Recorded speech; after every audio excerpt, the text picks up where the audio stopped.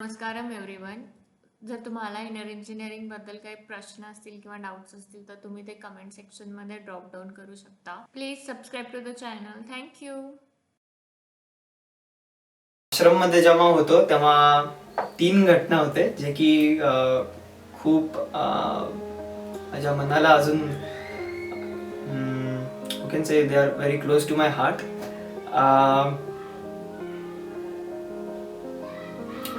पहिली जी आहे ती म्हणजे फर्स्ट टाइम सद्गुरूंना बघणं. तर मी आदियोगी आलममधनं निघत होतो. आमचा मॉर्निंग सेशन झालेला आणि मी ब्रंचसाठी भिक्षा हॉलला निघतच होतो. सो आदियोगी आलममधनं मी ब्रंचसाठी निघत होतो. आमचा ब्रेक झालेला मॉर्निंग सेशन नंतर. सो मी ब्रंचसाठी निघालेलो भिक्षा हॉलसाठी आणि मी पुढे गेलो थोडं आणि भिक्षा हॉलच्या पार एंट्रीपाशी आलेलोच. एंट्री म्हणजे जे कॉटेजेस आहेत ना तिथून आत जो रस्ता जातो तिकडे तिथपर्यंत आलेलो आणि मागनं सद्गुरू आले बाईकवर. ते मी मिस केलं आणि ते नेमकं खरंच मी मिस केलं. ते मी त्यांना बघितलंच नाही. मी सर्व पुढे कारण मला खूप भूक लागलेली त्यामुळे ते माझ्याकडून मिस झालं. मला नंतर मग माझी एक मैत्रीण झालेली तिकडे पार्टिसिपंट आहे. सो ती मला नंतर येऊन सांगते की तू जेव्हा पुढे गेला तर सद्गुरू मागणं आलेले आणि ती सांगत होती ती शी वॉज जस्ट फ्रीज व्हेन शी सॉ इट. तर ते बाईकवर होते आणि हिनी काय करावं हिला समजतच नव्हतं. सो तिने त्यांना सद्गुरूंना बघून तिने डायरेक्ट त्यांना असं केलं. तर सद्गुरूंनी तिच्याकडे बघितलं. ते बाईकवर होते, फुल रायडिंग चालू आहे त्यांची. सद्गुरूंनी हँडलवरचे दोन्ही हात काढले, तिला नमस्कारम केलं आणि नंतर पुढे निघून गेले. तर हा सगळा विषय झाला आणि ही मला नंतर येऊन सांगते. एवढं जलस फील करतो आणि एवढं स्वतःवर मला एवढा राग येत होता की कशाला तुला पळत जायचं होतं. सो तो एक मी मिस केला चान्स बघायचा. सो दुसरा इन्स्टन्स म्हटलं तर सद्गुरू दर्शन. जीवनातला सर्वात भारी दिवस म्हणू शकतो. त्या 21 दिवसातला सर्वात खूप गोड खूप छान असा दिवस होता. तर बरेच दिवस झालेले म्हणजे माहिती 10 दिवस झाले नाही 8 दिवस झालेले आणि अशी बातमी निघत होती की आता सद्गुरू दर्शन होईल, नंतर सद्गुरू दर्शन होईल. कारण सद्गुरू त्यावेळेस आश्रम मध्ये होते आणि मला हे माहित नव्हतं की 21 दिवसाचा जो फॉर्मॅट आहे हठयोगा प्रोग्रामचा त्यात सद्गुरू दर्शन इज इन्क्लुडेड. पण हे मला माहित नव्हतं. तर मला वाटलं नाही होणार. पण एक दिवशी त्यांनी अनाऊन्स केलं की असं या दिवशी सद्गुरू दर्शन होणार आहे. आणि ते नोटीस बोर्डवरती असं लिहिलेलं की ते चंद्रकुंडच्या मंडप एरियामध्ये होणार होतं.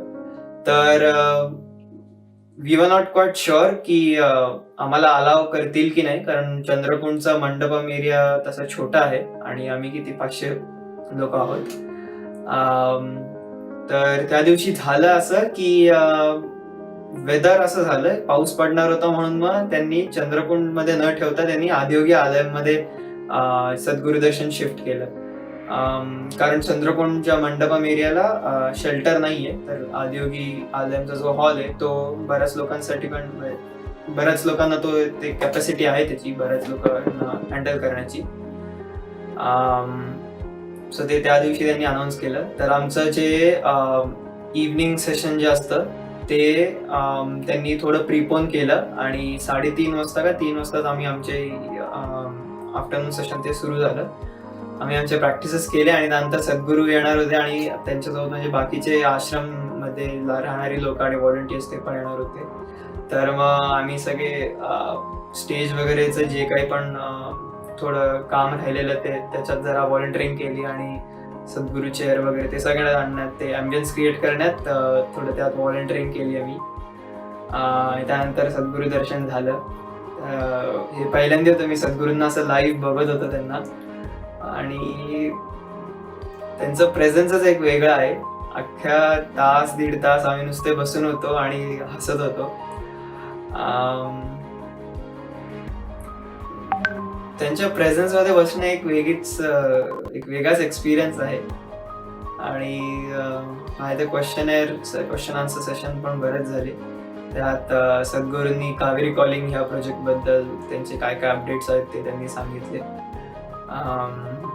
आणि ते एक आहे. तिसरं म्हणजे आदियोगी दिव्य दर्शनम. सो दिव्य दर्शनम हे फर्स्ट टाइम ते करणार होते. म्हणजे ह्याच्या आधी फक्त महाशिवरात्रीच्या 2019च्या महाशिवरात्रीमध्ये त्यांनी आदियोगी दिव्य दर्शनम दाखवलेलं. त्यानंतर ते this was the first time after Mahashivratri they were going to unveil they are going to open Adiyogi Divya Darshanam for the public.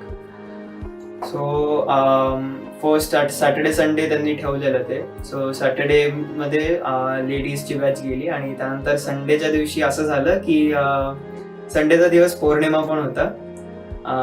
So लिंगभैरवी यात्रा पण होती आणि आदियोगी दिव्य दर्शन दोन्ही होतं. सो आम्हाला दोन्ही विटनेस करायला मिळालं. पहिले आमचं सूर्यक्रियेचं सेशन चालू होता आणि चालू असताना आम्हाला ट्रम्पेटचे आवाज यायला लागले. तर कोणाला कळलं नाही कुठून आवाज येतात वगैरे, पण आम्ही आमचं योगा प्रॅक्टिस चालू होतं. आणि त्यानंतर मग टीचरनी नंतर मग म्हटलं की can you guess what these sounds are. So सगळे गेस करायला लागले आणि त्यानंतर त्यांनी सांगितलं की लिंगभैरवीची महायात्रा निघतीये, so you can go and see it. तर आम्ही पळतच सुटलो पहिल्यांदा ते बघायला आणि इतकं भारी होतं ते. It was so magical to witness Lingabhairavi यात्रा. मी तर बघताच क्षणी त्याच्या प्रेमात, देवीच्या प्रेमातच पडलो. आणि जी यात्रा होती ती तर खूपच सुंदर आहे, ती बघण्यासारखी आहे. आणि त्यानंतर मग आम्ही आदियोगी दिव्य दर्शनला गेलो. दिव्य दर्शनम हे माझं फर्स्ट एक्सपिरियन्स होता आणि मला माहिती पण नव्हतं की नक्की काय असतं दिव्य दर्शन, काय दाखवतील. आणि ज्यावेळेस तो शो सुरू झाला मी नुसतं असं होतं फक्त बघत. आणि एक लाईन मला आठवतीये दिव्य दर्शनम मध्ये. लास्टला एक लाईन सद्गुरू म्हणतात that Adiyogi is not a person from the past but this the future of humanity. So ते इतकं डीप आहे की म्हणजे मला फक्त वाटलं की if I can become Adiyogi it would be great. So this is how it impacted my life.